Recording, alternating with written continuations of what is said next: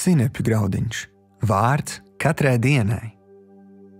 Kāds zīmogs tev uzspiests? Šodienas raksturvieta.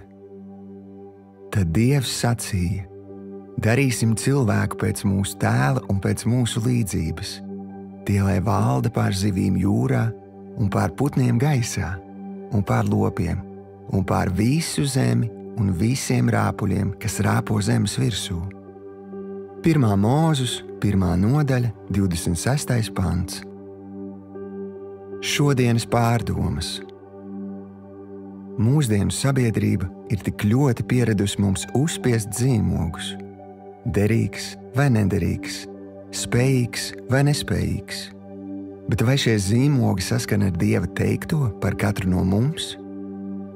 Apzinies, ka nevienam citam, tikai tev pašam ir dota brīva izvēle pieņemt lēmumu, kādu zīmogu tu pieņemsi.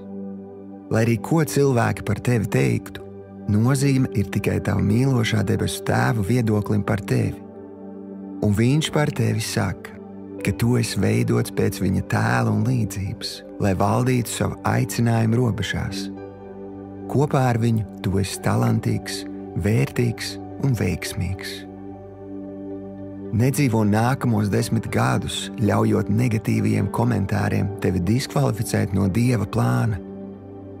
Nepareizais zīmogs var tik ļoti iesakņoties tavā domāšanā, ka beigās tu kļūsi tas, par ko tevi uzskata cilvēki, nevis tas, par ko tevi radījis Dievs. Šodienas lūgšana. Tēvs, es atsakos no visiem negatīviem vārdiem, kas izteikti par mani, un pieņemu tavu dziedinošo mīlestību.